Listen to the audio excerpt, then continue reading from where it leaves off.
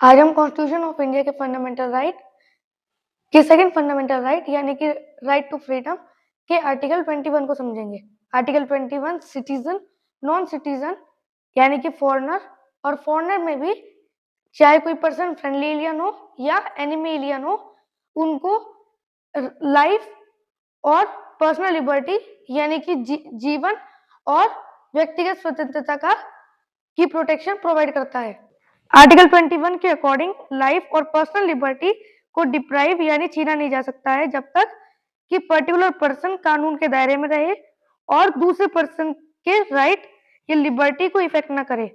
But यदि ऐसा नहीं होता है, मतलब इलीगल एक्ट किया जाता है, तो स्टेट या government procedure established by the law के through life and personal liberty को कर्टेट, लिमिट या डिप्राइव यानी कि छीन सकती है।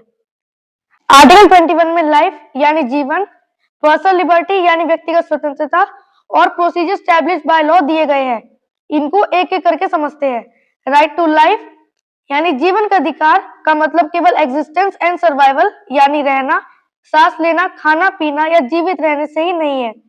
रोटी, कपड़ा और मकान मात्र से सीमित नहीं है, क्योंकि ह्यूमन एक सिविलाइज्ड पर्सन है। सुप्रीम कोर्ट ने राइट टू लाइफ को वाइडली इंटरप्रेट किया है, वाइडली डिफाइन किया है। राइट टू लाइफ का मतलब right to live with human dignity यानी गरिमा और सम्मान के साथ मीनिंगफुल लाइफ से है।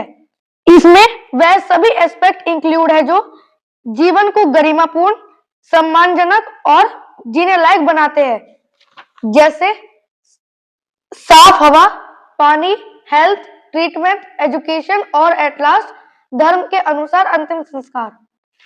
पर्सनल लिबर्टी या व्यक्तिगत स्वतंत्रता का मतलब है जीवन से रिलेट फैसले लेना, शादी करना, घूमना, रेजिडेंस का सिलेक्शन, प्रोफेशन, ऑक्यूपेशन जो भी कानून के दायरे में है।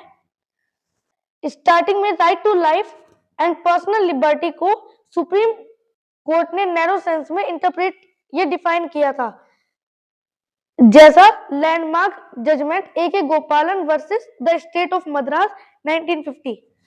बट 1978 के बाद यानी landmark judgement Menaka Gandhi versus union of India 1978 के बाद right to life and personal liberty को वाइडली सोर्स में इंटरप्रेट या डिफाइन किया गया है और अप्रोक्सीमेटली 38 राइट को आर्टिकल 21 का पार्ट माना गया है, जिसमें आर्टिकल 19 के 6 फ्रीडम को भी शामिल किया गया है।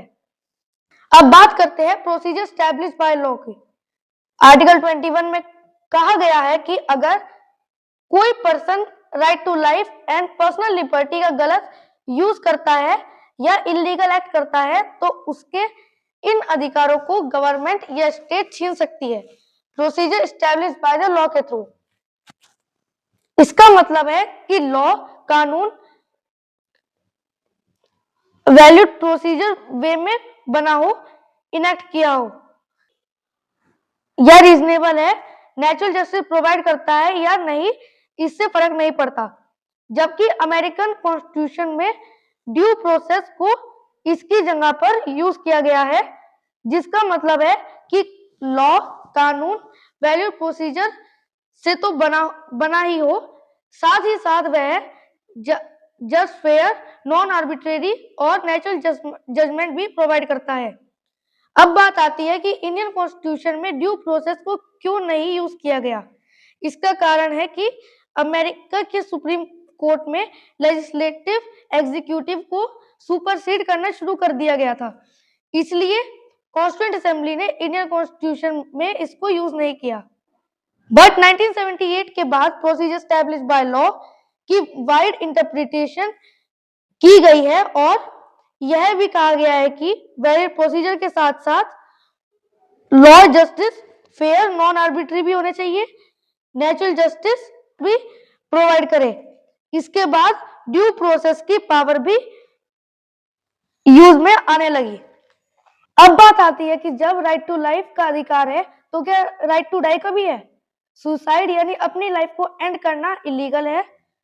दूसरे, अगर कोई पर्सन टर्मिनल इल हो यानी कि उस बीमारी का कोई भी इलाज संभव नहीं है उसकी लाइफ को लेस पेनफुल तरीके से एंड करना, खत्म करना एक्टिव यूथेनेसिया कहते हैं।